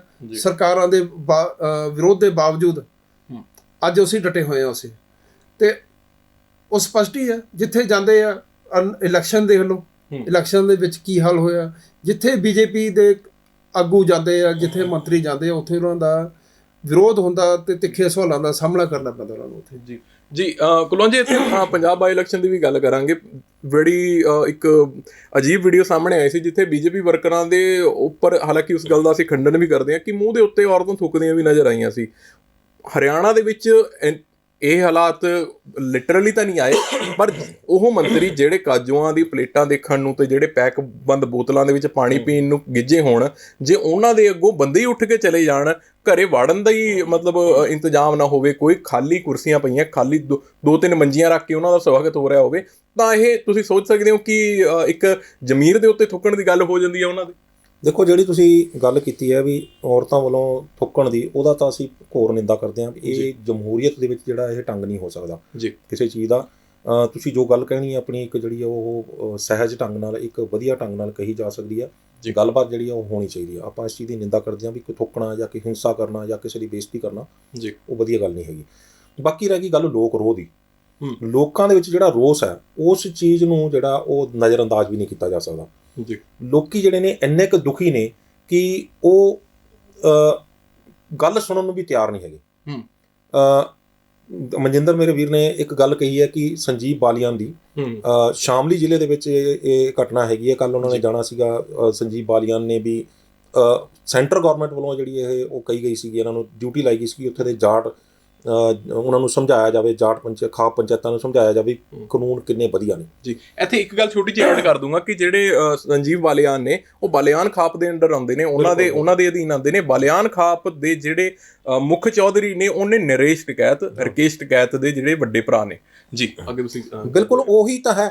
ਉਸ ਜਿਸ ਪਿੰਡ ਦੇ ਵਿੱਚ ਇਹ ਜਾਂਦੇ ਨੇ, ਉਹ ਇੱਕ ਪਿੰਡ ਦੇ ਵਿੱਚ ਤਾਂ ਭਾਰੀ ਤਾਦਾਦ ਵਿੱਚ ਜਿਹੜਾ ਉਹਨਾਂ ਨੂੰ ਤਿੱਖੇ ਸਵਾਲਾਂ ਦਾ ਜਿਹੜਾ ਉਹਦਾ ਸਾਹਮਣਾ ਕਰਨਾ ਪੈਂਦਾ। ਦੋ ਪਿੰਡਾਂ ਦੇ ਜਿਹੜੇ ਉਹ ਚੌਧਰੀ ਹੁੰਦੇ ਨੇ, ਉਹ ਚੌਧਰੀ ਹੀ ਜਿਹੜੇ ਅੰਦੋਲਨ 'ਚ ਚਲੇ ਜਾਂਦੇ ਨੇ ਉੱਥੇ। ਤੇ ਮਗਰੋਂ ਜਦੋਂ ਮੀਡੀਆ ਆ ਕੇ ਉਹਨਾਂ ਨੂੰ ਪੁੱਛਦਾ ਤੇ ਉਹ ਆ ਕੇ ਕਹਿੰਦੇ ਨੇ ਵੀ ਹਾਂ ਠੀਕ ਆ, ਉਹ ਉਹਨਾਂ ਨੇ ਉੱਥੇ ਚਲੇ ਗਏ ਨੇ ਤੇ ਅਸੀਂ ਜਿਹੜਾ ਉਹਨਾਂ ਦੇ ਜੇ ਆਉਂਦੇ ਨੇ ਇੱਕ ਇਨਸਾਨ ਦੇ ਨਾਤੇ, ਇੱਕ ਮਹਿਮਾਨ ਦੇ ਨਾਤੇ ਤਾਂ ਅਸੀਂ ਉਹਨਾਂ ਦਾ ਸਵਾਗਤ ਕਰਾਂਗੇ, ਲੇਕਿਨ ਮੰਤਰੀ ਦੇ ਨਾਤੇ ਜੇ ਉਹ ਸਾਨੂੰ ਕੁਝ ਕਹਿਣ ਆਉਣਗੇ ਤੇ ਅਸੀਂ ਉਹਨਾਂ ਦੀ ਗੱਲ ਸੁਣਨ ਤਿਆਰ ਨਹੀਂ। ਮੈਂ ਕੁਲਵੰਤ ਜੀ ਦੀ ਗੱਲ ਨੂੰ ਐਡ ਕਰਾਂਗਾ, ਕੱਟਾਂਗੇ ਇਹਦੇ ਵਿੱਚ। ਜੀ, ਜਿਹੜੀ ਗੱਲ ਵਿਰੋਧਤਾ ਦੀ ਹੋਈ ਹੈਗੀ ਆ, ਦੇਖੋ ਮੇਰਾ ਜੋ ਸਮਝ ਹੈਗੀ ਹੈ, ਮੇਰੇ ਮੁਤਾਬਕ ਅਗਰ ਸਰਕਾਰ ਵੀ ਇਹੀ ਦਾਅਵਾ ਕਰ ਰਹੀ ਸੀ, ਖੱਟੜ ਸਰਕਾਰ ਵੀ ਇਹੀ ਦਾਅਵਾ ਕਰ ਰਹੀ ਸੀਗੀ ਵੀ ਹਰਿਆਣਾ ਜਿਹੜਾ ਹੈਗਾ ਕਿਸਾਨ ਅੰਦੋਲਨ ਦੇ ਨਾਲ ਉਹਦਾ ਕੋਈ ਲੈਣ ਦੇਣ ਨਹੀਂ ਹੈ ਜੀ।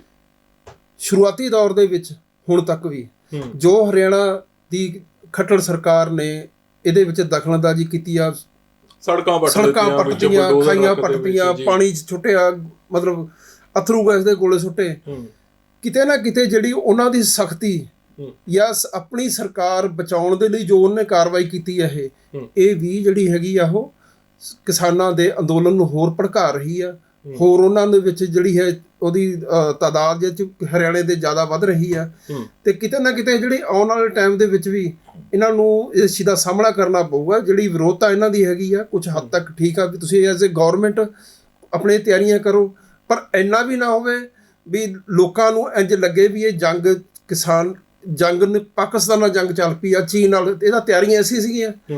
ਇਹ ਜਿਹੜੀ ਵਿਰੋਧਤਾ ਹੈਗੀ ਆ, ਇਹ ਕਿਤੇ ਨਾ ਕਿਤੇ ਮੋਦੀ ਸਰਕਾਰ ਨੂੰ ਜਾਂ ਜਿਹੜਾ ਹੈਗਾ ਇਹ ਖੱਟੜ ਸਰਕਾਰ ਨੂੰ ਤਾਂ ਖਮਿਆਜਾ ਭੁਗਤਣਾ ਪਵੇਗਾ। ਇਹੀ ਇੱਕ ਕਾਰਨ ਆ ਵੀ ਜਿਹੜੀ ਲਗਾਤਾਰ ਕਿਸਾਨਾਂ ਦੇ ਵਿੱਚ ਹਰਿਆਣਾ ਦਾ ਸਰਕਾਰ, ਜੋ ਮਰਜ਼ੀ ਕਹੀ ਜਾਵੇ ਸਰਕਾਰਾਂ ਦਾ ਕੀ ਹੈ, ਹਰਿਆਣਾ ਦੇ ਜੋ ਜ਼ਿਮੀਂਦਾਰ ਨੇ, ਜੋ ਕਿਸਾਨ ਨੇ ਆ, ਉਹ ਅੱਜ ਦੀ ਤਰੀਕ ਦੇ ਵਿੱਚ ਸ਼ਾਇਦ ਪੰਜਾਬ ਨੂੰ ਵੀ ਪਿੱਛੇ ਛੱਡਦੇ ਜਾ ਰਹੇ ਹੈਗੇ। ਦੇਖੋ ਇਹਦੇ ਵਿੱਚ ਮੈਂ ਇੱਕ ਚੀਜ਼ ਐਡ ਕਰਨੀ ਚਾਹਾਂਗਾ। ਇੱਥੇ ਜਿਹੜੇ ਕਮੀ ਜਿਹੜੀ ਹੈਗੀ ਆ, ਜਿਨ੍ਹਾਂ ਲੋਕਾਂ ਨੂੰ ਉਹ ਸਮਝਾਉਣ ਲਈ ਭੇਜ ਰਹੇ ਨੇ, ਕਮੀ ਉਹਨਾਂ ਲੋਕਾਂ ਦੇ ਵਿੱਚ ਭਾਰੀ ਕਮੀ ਆ।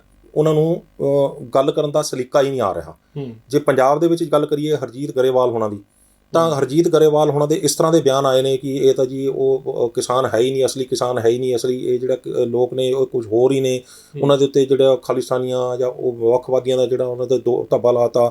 ਹਰਿਆਣਾ ਦੇ ਵਿੱਚ ਅਗਰ ਗੱਲ ਕਰੀਏ ਤਾਂ JP ਦਲਾਲ ਨੇ ਜਿਹੜੇ ਉੱਥੇ ਦੇ ਮੰਤਰੀ, ਉਹ ਇਹ ਕਹਿ ਦਿੰਦੇ ਨੇ ਵੀ ਇੱਥੇ ਜਿਹੜੇ ਅੰਦੋਲਨ 'ਚ ਜਿਹੜੇ ਮਾਰੇ ਗਏ ਨੇ ਲੋਕ, ਜੇ ਘਰਾਂ 'ਚ ਰਹਿੰਦੇ ਤਾਂ ਉਹ ਵੀ ਮਾਰੇ ਜਾਂਦੇ। ਤੇ ਇਹਨਾਂ ਦੇ ਸਾਨੂੰ ਜਿਹੜਾ ਜੀ ਉਹ ਬੜੇ ਮਜ਼ਾਕੀਆ ਲਹਿਜੇ 'ਚ ਕਰਦੇ ਨੇ ਵੀ ਸਾਨੂੰ ਜਿਹੜਾ ਬੜਾ ਅਫਸੋਸ ਹੈ ਜੀ ਇਹਨਾਂ ਇਸ ਬਾਰੇ, ਹਮਦਰਦੀ ਹੈ, ਹਾਰਦਿਕ ਅਫਸੋਸ, ਯਾਨੀ ਹਾਰਦਿਕ ਆਪਾਂ ਵਧਾਈ ਦਿੰਦੇ ਹਾਂ, ਉਹਨਾਂ ਨੇ ਹਾਰਦਿਕ ਅਫਸੋਸ ਕੀਤਾ। ਤੇ ਕੇਂਦਰੀ ਮੰਤਰੀ ਦਾ ਵੀ ਅਗਰ ਬਿਆਨ ਲਿੱਤਾ ਜਾਵੇ ਤਾਂ ਉਹ ਨਰਿੰਦਰ ਤੋਮਰ ਹੋਣਾ ਨੇ ਜਿਹੜਾ ਉਹ ਕੱਲ੍ਹ ਇੱਕ ਬਿਆਨ ਦਿੱਤਾ ਕਿ ਜਿਹੜਾ ਇਹ ਭੀੜ ਇਕੱਠੀ ਕਰਨ ਨਾਲ ਜਿਹੜਾ ਉੱਥੇ ਕੋਈ ਕਾਨੂੰਨ ਰੱਦ ਨਹੀਂ ਹੋ ਜਾਣਗੇ। ਸਾਨੂੰ ਕਿਸਾਨਾਂ ਨੇ ਸਾਨੂੰ ਦੱਸਣਾ ਪਏਗਾ ਕਿ ਉਹ ਇਹ ਕਾਨੂੰਨਾਂ 'ਚ ਕਮੀ ਕੀ ਹੈ ਤੇ ਇਹ ਕਾਨੂੰਨ ਦੇ ਵਿੱਚ ਅਸੀਂ ਸੋਧ ਕਿਵੇਂ ਕਰ ਸਕਦੇ ਹਾਂ। ਜਦ ਕਿ ਇੱਕ ਚੀਜ਼, ਇੱਕ ਮੱਦ ਦੇ ਉੱਤੇ ਜਿਹੜਾ ਉਹਨਾਂ ਨੇ ਕਿਸਾਨ ਆਗੂਆਂ ਨੇ ਜਿਹੜੇ ਨੇ ਉੱਥੇ ਜਾ ਕੇ ਉਸ ਮੀਟਿੰਗ ਦੇ ਵਿੱਚ ਸਪਸ਼ਟ ਕਰ ਚੁੱਕੇ ਨੇ, ਪਰ ਇਹਦੇ ਬਾਵਜੂਦ ਵੀ ਗੱਲ ਉੱਥੇ ਦੀ ਉੱਥੇ ਅੜੀ ਆ। ਹੁਣ ਗੱਲ ਇਹ ਹੈ ਕਿ ਜਿਹੜੇ ਬੰਦਿਆਂ ਨੂੰ ਸਮਝਾਉਣ ਦੀ ਜ਼ਿੰਮੇਵਾਰੀ ਦਿੱਤੀ ਗਈ ਹੈ ਉਹ ਬੰਦੇ ਅੱਗੇ ਚੱਲ ਕੇ ਇਸ ਤਰ੍ਹਾਂ ਦੇ ਬਿਆਨਬਾਜ਼ੀ ਕਰ ਰਹੇ ਨੇ, ਇਸ ਤਰ੍ਹਾਂ ਦੀ ਗੱਲਾਂ ਕਰ ਰਹੇ ਨੇ ਕਿ ਕਿਸਾਨ ਜਿਹੜੇ ਨੇ ਉਹਨਾਂ ਤੋਂ ਸਮਝਣਾ ਤਾਂ ਕਿ ਉਲਟਾ ਜ਼ਿਆਦਾ ਗੁੱਸੇ 'ਚ ਆ ਰਹੇ ਨੇ। ਜੀ ਕੁਲਵੰਤ ਜੀ, ਇੱਥੇ ਇੱਕ ਗੱਲ ਮੈਂ ਐਡ ਕਰਨਾ ਚਾਹੂੰਗਾ ਕਿ ਜੁਡੀਸ਼ਰੀ ਦਾ ਕੰਮ ਹੁੰਦਾ, ਦੇਖੋ ਜਦੋਂ ਕੋਰਟਾਂ ਦੇ ਵਿੱਚ ਕੇਸ ਲੱਗਦੇ ਆ, ਜੁਡੀਸ਼ਰੀ ਕਹਿੰਦੀ ਹੈ ਕਿ ਕਾਨੂੰਨ ਅੰਨਾ ਹੈ, ਤੁਸੀਂ ਉਹਨੂੰ ਰਾਹ ਦਿਖਾਣਾ ਹੈ ਵੀ ਇੱਥੋਂ ਆ ਹੋਇਆ, ਇਹ ਧਾਰਾ ਲੱਗੇਗੀ, ਇਹ ਬੰਦੇ ਨੇ ਕੀਤਾ, ਤੇ ਇਸ ਤਰ੍ਹਾਂ ਪੂਰਾ ਵਕੀਲਾਂ ਨੂੰ ਪੂਰਾ ਇੱਕ ਰਾਹ ਦਿਖਾ ਕੇ ਇੱਕ ਕੱਲੀ ਪਟੜੀ ਤਿਆਰ ਕਰਕੇ ਅੱਗੇ ਤੱਕ ਲਿਜਾਣਾ ਪੈਂਦਾ ਮੰਜ਼ਿਲ ਤੱਕ ਕਿ ਇਹ ਸੱਚ ਹੈ ਜਾਂ ਇਹ ਝੂਠ ਹੈ।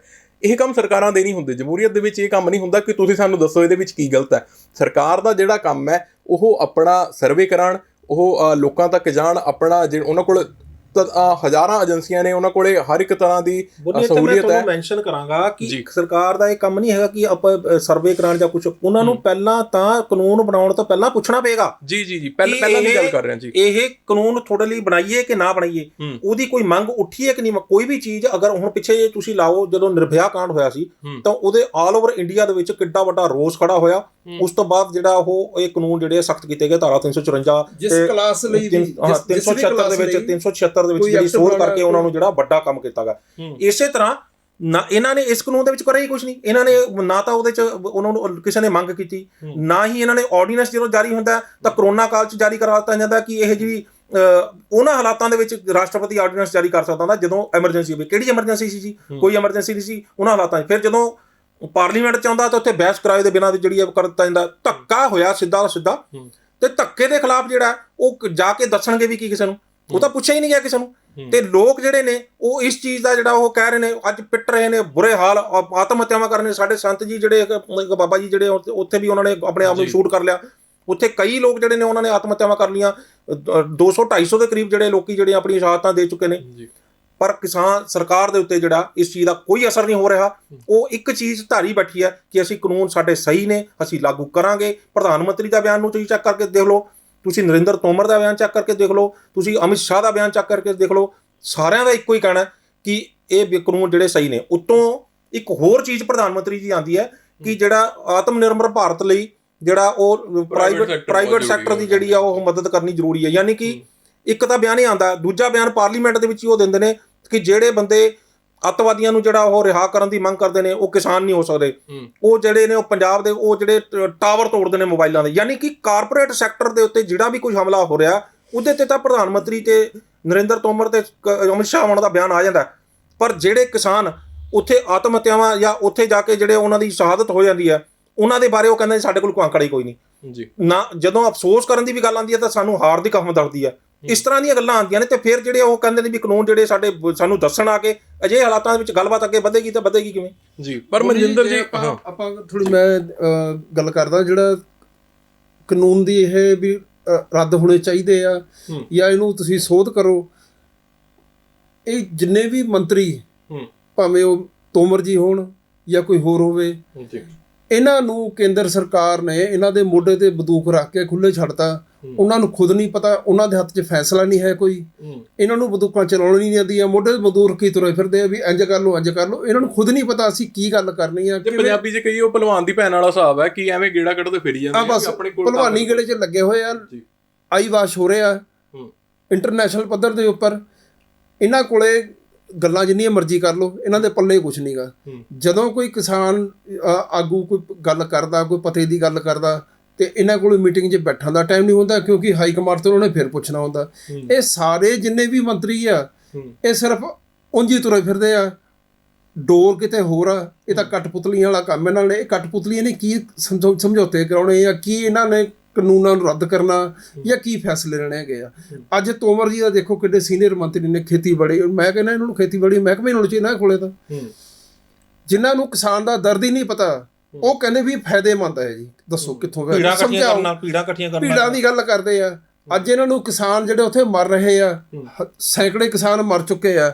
ਲੱਖਾਂ ਦੀ ਗਿਣਤੀ ਦੇ ਵਿੱਚ 20-25 ਲੱਖ ਕਿਸਾਨ ਹਰ ਵਕਤ ਉੱਥੇ ਮੌਜੂਦ ਹੁੰਦਾ।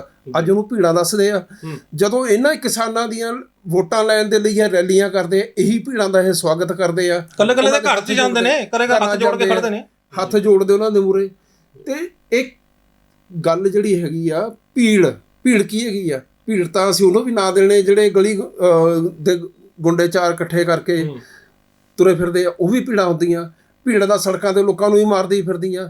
ਕੀ ਤੁਸੀਂ ਦੇਸ਼ ਦੇ ਅੰਨਦਾਤਾ ਨੂੰ ਉਹਨਾਂ ਲੋਕਾਂ ਨਾਲ ਗੁੰਡਾ ਅਨਸਰਾਂ ਨਾਲ ਜੋੜਤਾ ਜਿਹਨੂੰ ਅਸੀਂ ਭੀੜ ਦਾ ਨਾਂ ਦੇ ਰਹੇ ਹਾਂ? ਜੀ ਕੁਲਵੰਤ ਜੀ, ਗੱਲ ਦੇਖੋ ਕਿ ਜਮਹੂਰੀਅਤ ਕੀ ਹੈ। ਜਮਹੂਰੀਅਤ ਜੇ ਆਪਾਂ ਗੱਲ ਕਰੀਏ, ਜਮਹੂਰੀਅਤ ਦੇ ਵਿੱਚ ਹੈ ਭੀੜ।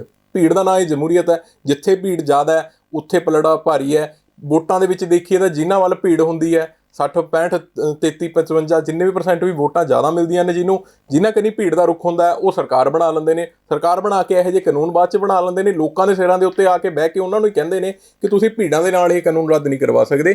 ਕੀ ਜਮਹੂਰੀਅਤ ਇੱਕ ਆਪਣੇ ਆਪ ਦੇ ਵਿੱਚ ਭੀੜ ਨਹੀਂ ਹੈ? ਬਿਲਕੁਲ, ਜਮਹੂਰੀਅਤ ਦਾ ਜਿਹੜਾ ਹੈਗਾ ਉਹ ਆਪਣੇ ਆਪ ਤੇ ਭੀੜ ਦੇ ਵਿੱਚੋਂ ਜੇਕਰ ਵੋਟਾਂ ਪੈਂਦੀਆਂ ਨੇ ਤਾਂ ਹੀ ਉਹ ਜਮਹੂਰੀਅਤ ਨੂੰ ਉਹ ਅਖਵਾਉਂਦੀ ਹੈ, ਤਾਂ ਹੀ ਜਿਹੜੇ ਉਹਦੇ ਨਾਲ ਸਰਕਾਰਾਂ ਬਣਦੀਆਂ ਨੇ। ਜੇਕਰ ਅੱਜ ਜਿਹੜੇ ਇਹਨਾਂ ਨੇ ਭੀੜ ਜਿਹੜੀ ਹੈ ਨਾ, ਉਹ ਇੱਕ ਵਰਡ ਦੂਜੇ ਤਰੀਕੇ ਲਿਆ ਜੀ। ਭੀੜ ਮਤਲਬ ਜਿਹੜੀ ਸਰਕਾਰ ਦਾ ਵਿਰੋਧ ਕਰ ਰਹੀ ਹੈ। ਇਹਨਾਂ ਨੇ ਉਹ ਨਹੀਂ ਲਿਆ ਵੀ ਭੀੜ ਨੂੰ ਭੀੜ ਕਿਹਾ ਹੈ। ਇਹਨਾਂ ਨੇ ਭੀੜ ਦਾ ਮਤਲਬ ਇਹ ਹੈਗਾ ਵੀ ਸਾਡੇ ਵਿਰੋਧੀ ਜਿਹੜਾ ਸਾਡਾ ਵਿਰੋਧ ਕਰ ਰਹੇ ਨੇ, ਵੀ ਭੀੜ ਇਕੱਠੀ ਕਰਕੇ ਜੇ ਤੁਸੀਂ ਸਾਡੇ ਕੋਲ ਆ ਜਾਓਗੇ ਤੇ ਇਹਦੇ ਨਾਲ ਕਾਨੂੰਨ ਨਹੀਂ ਰੱਦ ਹੋਣੇ, ਤੁਹਾਨੂੰ ਦੱਸਣਾ ਪਏਗਾ। ਜਦੋਂ ਇਹਨਾਂ ਹੀ ਲੋਕਾਂ ਤੋਂ ਵੋਟਾਂ ਲੈਣ ਦੀ ਹੁੰਦਾ ਸੀਗਾ ਉਦੋਂ ਇਹ ਭੀੜ ਨਹੀਂ ਨਜ਼ਰ ਆਉਂਦੀ ਸੀ। ਇਹਦੇ ਪਿੱਛੇ ਮੈਂ ਤੁਹਾਨੂੰ ਇਹਨਾਂ ਦੀ ਸੋਚ ਦੱਸ ਦਿੰਦਾ। ਸੋਚ ਜਿਹੜੀ ਹੈਗੀ ਹੈ ਕਿ ਇਹ ਭਾਰਤੀ ਜਨਤਾ ਪਾਰਟੀ ਦੀ ਇਸ ਵੇਲੇ, ਮੈਂ ਇੱਕ ਵਾਰੀ ਪਹਿਲਾਂ ਵੀ ਪ੍ਰੋਗਰਾਮ ਦੇ ਵਿੱਚ ਕਿਹਾ ਸੀਗਾ ਕਿ ਭਾਰਤੀ ਜਨਤਾ ਪਾਰਟੀ ਦੇ ਲਈ ਪੰਜਾਬ, ਹਰਿਆਣਾ, ਹਿਮਾਚਲ ਤੇ ਜਿਹੜਾ ਜੰਮੂ ਕਸ਼ਮੀਰ ਹੈ, ਇਹ ਸਿਰਫ ਤੇ ਸਿਰਫ 42 ਸੀਟਾਂ ਨੇ, 40 ਤੋਂ 42 ਸੀਟਾਂ ਨੇ ਜੀ। ਜਿਹੜਾ ਜਦ ਕਿ ਦੇਸ਼ ਦੇ ਅੰਦਰ ਤੁਸੀਂ ਦੇਖ ਸਕਦੇ ਹੋ ਵੀ ਸਾਰੇ ਦੇਸ਼ ਦੇ ਵਿੱਚ ਜਿਹੜੀਆਂ ਉਹ ਕਿੰਨੀਆਂ ਸੀਟਾਂ ਹੈਗੀਆਂ ਨੇ, ਉਹ ਇਸ ਇਲਾਕੇ ਦੀ ਪਰਵਾਹ ਇਸ ਕਰਕੇ ਨਹੀਂ ਕਰ ਰਹੇ। ਜਦ ਕਿ ਉਹਨਾਂ ਨੂੰ ਇਹ ਨਹੀਂ ਪਤਾ ਕਿ ਇਹ ਅੰਦੋਲਨ ਜਿਹੜਾ ਮਹਾਰਾਸ਼ਟਰ 'ਚ ਵੀ ਚੱਲ ਰਿਹਾ, ਇਹ ਅੰਦੋਲਨ ਜਿਹੜਾ ਰਾਜਸਥਾਨ 'ਚ ਵੀ ਚੱਲ ਰਿਹਾ, ਇਹ ਅੰਦੋਲਨ ਜਿਹੜਾ ਗੁਜਰਾਤ 'ਚ ਵੀ ਚੱਲ ਰਿਹਾ, ਸਾਰੇ ਪਾਸੇ ਚੱਲ ਰਿਹਾ। ਇਸੇ ਕਰਕੇ ਮੈਂ ਸ਼ੁਰੂਆਤ ਦੇ ਵਿੱਚ ਇੱਕ ਗੱਲ ਕੀਤੀ ਸੀ ਕਿ ਬੁੱਧੀਜੀਵੀ ਜਿਹੜੇ ਨੇ ਉਹ ਇਹ ਚਾਹੁੰਦੇ ਨੇ ਕਿ ਜੇਕਰ ਤੁਸੀਂ ਕਾਨੂੰਨ ਮੁਅੱਤਲ ਹੀ ਕਰਨੇ ਨੇ ਤਾਂ ਤੁਸੀਂ ਜਿੰਨੀ ਦੇਰ ਤੱਕ ਭਾਰਤੀ ਜਨਤਾ ਪਾਰਟੀ ਦੀ ਸਰਕਾਰ ਦਾ ਕਾਰਜਕਾਲ ਹੈ ਉਨੀ ਦੇਰ ਤੱਕ ਇਸ ਕਾਨੂੰਨ ਨੂੰ ਮੁਅੱਤਲ ਕਰੋ।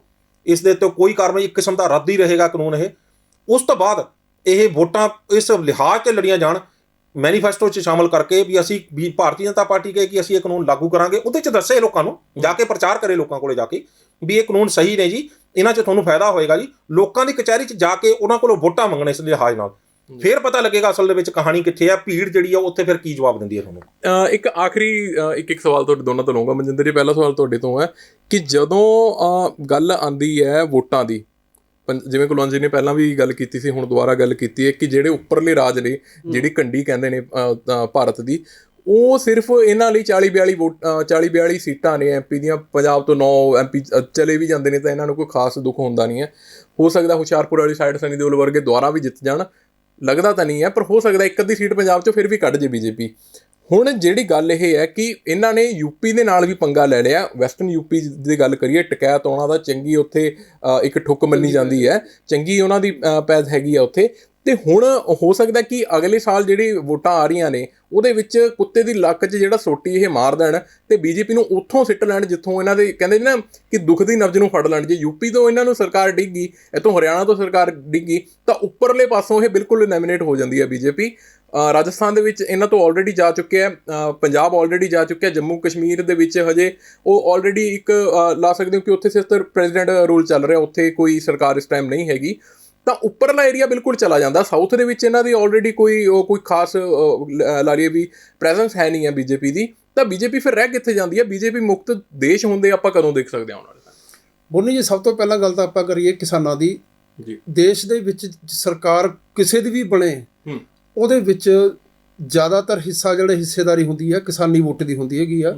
ਕਿਸਾਨ ਤੇ ਮਜ਼ਦੂਰ ਜਿਹੜੇ ਕਾਰਪੋਰੇਟ ਘਰਾਣੇ ਵਾਲੇ ਆ, ਇਹ ਤਾਂ ਸਰਕਾਰਾਂ ਚਲਾਉਂਦੇ ਆ। ਜਿਵੇਂ ਪੈਸਾ ਦੇਤਾ, ਮੰਤਰੀ ਖਰੀਦ ਲਏ, MLA ਖਰੀਦ ਲਏ, ਵੇਚ ਲਏ, ਮਤਲਬ ਮੈਨੂਪੂਲੇਸ਼ਨ। ਇਹ ਲੋਕੀ ਵੋਟ ਨਹੀਂ ਪਾਉਂਦੇ, ਇਹ ਪੈਸਾ ਦਿੰਦੇ ਆ ਇਹ ਜੀ। ਕੁਛ ਇੱਕ ਕੈਟਾਗਰੀ ਹੈਗੀ ਆ ਫੇਸਬੁੱਕ, WhatsApp, ਸੋਸ਼ਲ ਮੀਡੀਆ ਦੇ ਰਹਿਣ ਵਾਲੀ, ਵੋਟ ਉਹ ਵੀ ਨਹੀਂ ਪਾਉਂਦੇ ਜੀ। ਵੋਟ ਸਿਰਫ ਪਾਉਂਦਾ ਲੋਅਰ ਤਬਕੇ ਦੇ ਵਿੱਚ, ਜਾਂ ਪਾਉਂਦੇ ਕਿਸਾਨ, ਮਜ਼ਦੂਰ, ਜਾਂ ਜਿਹੜੇ ਹੋਰ ਹੈਗੇ ਆ। ਸਰਕਾਰ ਨੇ ਇਹ ਕਾਨੂੰਨ ਲਿਆ ਕੇ ਇਹਨਾਂ ਨੂੰ ਭੀੜਾਂ ਦਾ ਨਾਂ ਦੇ ਕੇ ਇਹ ਭੁੰਡਾਂ ਦੀ ਖੱਖਰ ਨੂੰ ਜਿਹੜਾ ਹੈ ਛੇੜ ਲਿਆ ਹੈ। ਇਹ ਇਹਨਾਂ ਨੂੰ ਟਾਈਮ ਦੱਸੂਗਾ ਹੁਣ ਵੀ ਇਹਦਾ ਨਤੀਜਾ ਕੀ ਹੋਏਗਾ। ਹੁਣ ਤਾਂ ਟਨਿਓਰ ਨੂੰ 3 ਸਾਲ ਇਹਨਾਂ ਨੂੰ ਪਤਾ ਵੀ ਸਾਨੂੰ ਕੋਈ ਹਿਲਾ ਨਹੀਂ ਸਕਦਾ, ਪਰ ਜਿਹੜਾ ਹੁਣ ਆਉਣ ਵਾਲਾ ਟਾਈਮ ਆ ਇਹ ਸਾਫ਼ ਕਰੂਗਾ ਵੀ ਇਹ ਭੁੰਡਾਂ ਦੀ ਖੱਖਰ ਨੂੰ ਜਿਹੜਾ ਲਾਇਆ ਹੋਇਆ ਹੱਥ, ਵੀ ਇਹਨਾਂ ਨੂੰ ਇਹਦਾ ਕਿੰਨਾ ਕੁ ਖਮਿਆਜਾ ਉਹਨਾਂ ਨੂੰ ਭੁਗਤਣਾ ਪਊਗਾ। ਜੀ ਸਰਕਾਰ ਜਿੰਨਾ ਮਰਜ਼ੀ ਜ਼ੋਰ ਲਾ ਲੇ 3 ਸਾਲਾਂ ਦੇ ਵਿੱਚ ਕੀ ਕਰਨਾ ਕੀ ਨਹੀਂ ਕਰਨਾ, ਇਹ ਕਾਨੂੰਨ ਕਿੱਥੇ ਸਟੈਂਡ ਕਰਨਗੇ, ਇਹਨਾਂ ਨੂੰ ਕਿੰਨੀ ਦੇਰ ਇਹਨਾਂ ਦੇ ਵਿੱਚ ਸਸਪੈਂਡ ਹੋਰ ਕੀਤਾ ਜਾਊਗਾ, ਉਹ ਵਟਐਵਰ ਜੋ ਚੀਜ਼ਾਂ ਹੈਗੀਆਂ ਵੱਖਰੀ ਹੈ, ਪਰ ਆਉਣ ਵਾਲੇ ਟਾਈਮ ਦੇ ਵਿੱਚ ਇਹਨਾਂ ਨੂੰ ਇਸ ਚੀਜ਼ ਦਾ ਖਮਿਆਜ਼ਾ ਜ਼ਰੂਰ ਭੁਗਤਣਾ ਪਏਗਾ। ਕਿਤੇ ਵੀ ਜਿੱਥੇ ਵੀ ਕਿਤੇ ਹੋ ਸਕਦਾ ਹੋਵੇ ਤੇ ਇਹਨਾਂ ਨੂੰ ਵਿਰੋਧ ਦਾ ਸਾਹਮਣਾ ਕਰ ਰਹੇ ਨੇ ਤੇ ਕਰਨਾ ਵੀ ਪਏਗਾ ਲੌਕਡਾਊਨ ਦੇ ਵਿੱਚ। ਜੀ ਕੁਲਵੰਤ ਜੀ, ਆਖਰੀ ਕਮੈਂਟ ਤੁਹਾਡੇ ਤੋਂ ਹੁਣ ਲਵਾਂਗੇ ਕਿ ਜਿਹੜੀ ਬੀਜੇਪੀ ਦੀ ਸਰਕਾਰ ਹੈ ਓਵਰਆਲ ਭਾਰਤ ਦੇ ਲਈ ਦੇਖੀਏ ਤਾਂ ਕੋਈ ਖਾਸ ਇਹਨਾਂ ਨੇ ਨਾ ਤਾਂ ਵਿਕਾਸ ਦੇ ਵਜੋਂ ਦੇਖਿਆ ਜਾ ਸਕਦਾ ਆਪਾਂ ਨੇ ਕੋਈ ਕੰਮ ਕੀਤੇ, GDP -23 ਤੇ ਵੀ ਜਾ ਗਿਰੀ ਸੀ ਇੱਕ ਵਾਰੀ, 164 ਨੰਬਰ ਤੇ ਆ ਗਿਆ। ਕਿਸਾਨ ਨੇ ਜਿਹੜੇ ਉਹਨਾਂ ਨੇ ਕੁਛ ਮਾੜੀ ਮੋਟੀ ਪਲੱਸ ਦੇ ਵਿੱਚ ਪੋਜ਼ਿਟਿਵ ਦੇ ਵਿੱਚ GDP ਕਰੋਨਾ ਕਾਲ ਦੇ ਦੌਰਾਨ ਵੀ ਦਿੱਤੀ ਸੀ। ਇਹ ਤਾਂ ਉਹੀ ਗੱਲ ਹੈ ਵੀ ਜਿਹੜੀ ਸਟੱਪਣੀ ਚੱਲ ਰਹੀ ਹੈ ਉਹਨੂੰ ਪੈਂਚਰ ਕਰਕੇ ਤੇ ਦੂਜਾ ਸੜਿਆ ਹੋਇਆ ਟਾਇਰ ਆਪਾਂ ਲਾ ਲਈਏ। ਤੇ ਜੇਕਰ ਗੱਲ ਕਰੀਏ ਇਹਨਾਂ ਦੀ ਵਿਦੇਸ਼ ਨੀਤੀ ਦੀ, ਉੱਥੇ ਕੇਮ ਸ਼ੋ ਟਰੰਪ ਕਰ ਦਿੰਦੇ ਨੇ, ਜਾ ਕੇ ਉੱਥੇ ਹਾਊਡੀ ਮੋਦੀ ਕਰ ਜਾਂਦੇ ਨੇ। ਇਹ ਇੱਕ ਤੁਹਾਨੂੰ ਕੀ ਲੱਗਦਾ ਕਿ ਜਿਹੜੇ ਆਪਣੇ ਪ੍ਰਧਾਨ ਮੰਤਰੀ ਹੈ, ਬੀਜੇਪੀ ਦੀਆਂ ਨੀਤੀਆਂ ਨੇ, ਇਹ ਕਿਤੇ ਵੀ ਹੁਣ ਹਜੇ ਵੀ ਇਹ ਨਹੀਂ ਝਲਕ ਰਿਹਾ ਕਿ ਇਹ ਓਪੋਜੀਸ਼ਨ ਵਾਲੀ ਮੂਡ ਦੇ ਵਿੱਚ ਨੇ ਹਜੇ ਵੀ, ਕਿ ਕੋਈ ਇੱਕ ਪਕੜ ਨਹੀਂ ਬਿਠਾ ਪਾ ਰਹੇ ਵੀ ਅਸੀਂ ਰਾਜ ਕਰ ਰਹੇ ਹਾਂ ਹਜੇ, ਜਾਂ ਅਸੀਂ ਲੋਕਾਂ ਦੀ ਸੇਵਾ ਕਰ ਰਹੇ ਹਾਂ। ਜਿਵੇਂ ਪ੍ਰਧਾਨ ਮੰਤਰੀ ਮੋਦੀ ਕਹਿੰਦੇ ਨੇ ਮੈਂ ਪ੍ਰਧਾਨ ਸੇਵਕ ਹਾਂ, ਲੋਕਾਂ ਦੀ ਸੇਵਾ ਵਾਲਾ ਤਾਂ ਕੋਈ ਮੂਡ ਹੈ ਹੀ ਨਹੀਂ। ਇਹ ਤਾਂ ਉਹ ਗੱਲ ਹੈ ਵੀ ਜਿਵੇਂ 1-2 ਦਿਨ ਦਾ ਕੋਈ ਪ੍ਰਧਾਨ ਮੰਤਰੀ ਬਣਾ ਦਿੰਦੇ ਨੇ ਤੇ ਅੱਗੋਂ ਕਹਿ ਦਿੰਦੇ ਆ ਵੀ ਹਾਂ ਅਸੀਂ ਤਾਂ ਇੱਦਾਂ ਹੀ ਕਰਾਂਗੇ, ਤੁਸੀਂ ਮੰਨਣਾ ਮੰਨੋ, ਨਹੀਂ ਮੰਨਣਾ ਨਾ ਮੰਨੋ। ਡਿਕਟੇਟਰਸ਼ਿਪ ਚੱਲ ਰਹੀ ਹੈ।